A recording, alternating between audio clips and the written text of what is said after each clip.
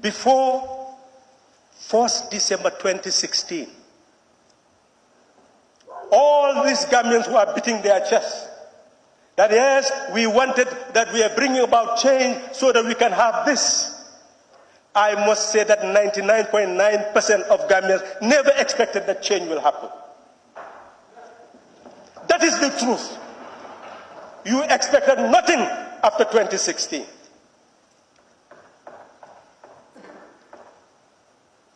Because of fear, dilemma, confusion, and a nation heading into war.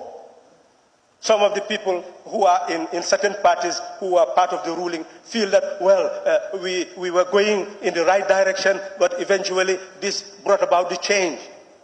We were heading towards war. The APRC headquarters was burnt. And many more of that was coming. Who knows, we may have ended up with a Gaddafi situation. Who was stronger than Gaddafi? Who on earth was stronger than Gaddafi? So this change was not a change for this party or that party. It was a change to save the Gambia, so that we will not lose this country, because we were heading towards losing it. So nobody should look at the past and hope that we'll return to it. And nobody should claim to be the creator of the present, because some were in prison at that time and needed to be saved. It is national effort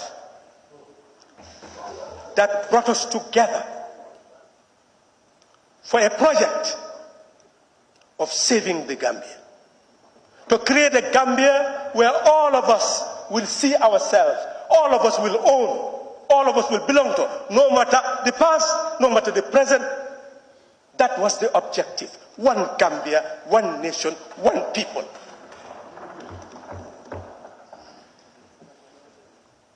We met together, and I must now declare that humility, I didn't want to make any. I was the first to invite presidential candidates, not parties. Because if we invited parties, people were so angry, especially one party whose leader was in prison. You call them Halifa Sallah and say, come and we make you a president. They will think you Halifa Sallah, you are mad. That's why we didn't call parties, we called presidential candidates. And discuss until we can see that at least the presidential candidates are identified, no newcomers will come. We closed that and went into negotiation as to how to select one of them to be our flag bearer. That's how it happened. Any other thing is fairy tale. And we must thank, and I told him that when I saw him, that you will leave a legacy, and that is Dembo Bojang, that you will leave a legacy if we work together to make sure that this project works. And it is that Dembo Bojang who should have been chair, who told me, let me be chair. I said, you are the fitting person to be chair. He said, well, I must select Honorable Fatoumata Tambajang to come and join me to be co-chair. He is the one who selected Ajaratu Fatoumata Tambajang to be there, because she did not belong to a political party. That is the truth. Any other thing is fairy tale.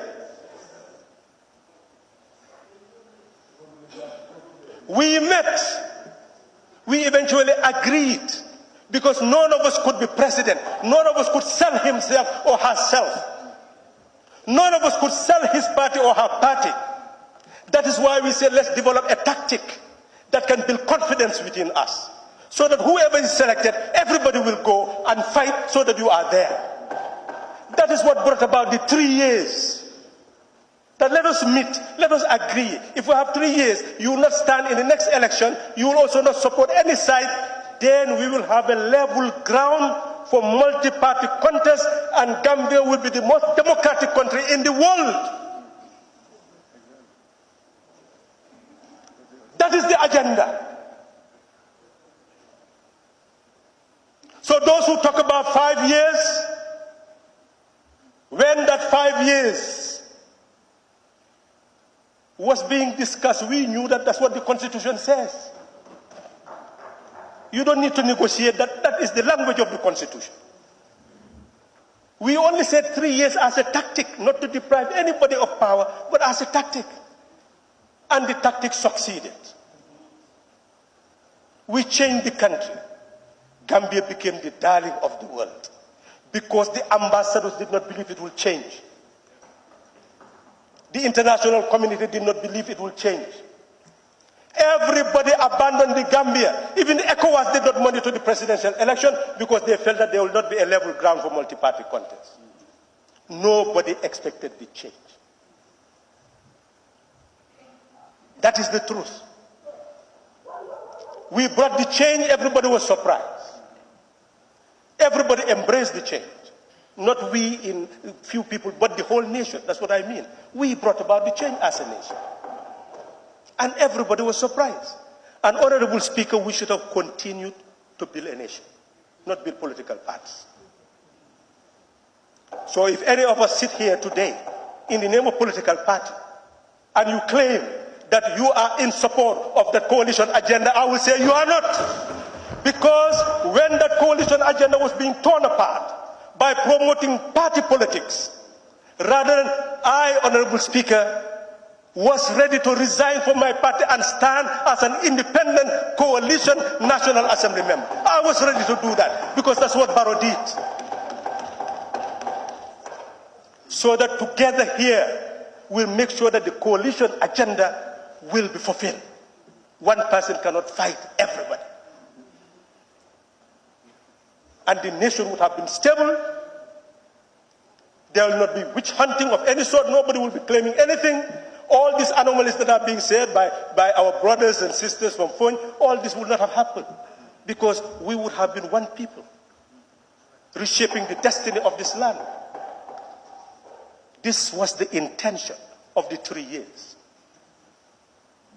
But that was torn to shreds. And now you have an executive presidency who will appoint you and remove you as former coalition partners. Where is your coalition power? Do you have power to remove him? Do you have power to determine whether he sits 3 years or 5 years? You have no power, you the coalition members. You don't have a coalition. That is the truth. That agenda has disappeared.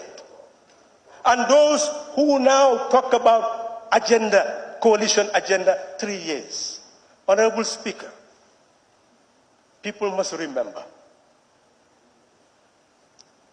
On the 2nd, the former president accepted. I was in my home when the IEC called me and said the State House wants to talk to me as the spokesperson of the president. I said, give them my phone. Honorable Bala Jahumpa called me and said that, well, State House wants to talk directly to the president to concede. I called the president and said, leave this phone, they are going to call you. And all of us heard what was said because it was on national media. They conceded. Honorable Speaker, 1 week, there was a renege of the position. We knew that there was already a rolling back before you people knew. Because we had transitional forces that were supposed to liaise to facilitate the transition. But we were unable to meet. And we knew what that person who was heading their side told us. That's when we knew that vacillation was coming. Eventually, there was a reneging of the position, Honorable Speaker, and I'll come to conclude that very soon.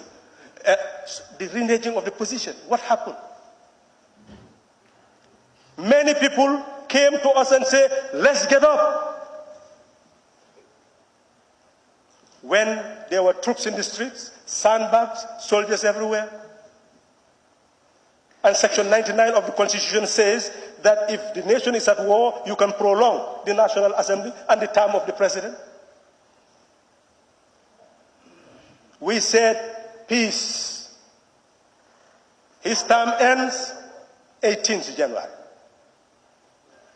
And when it ends, if he continues, he becomes a rebel.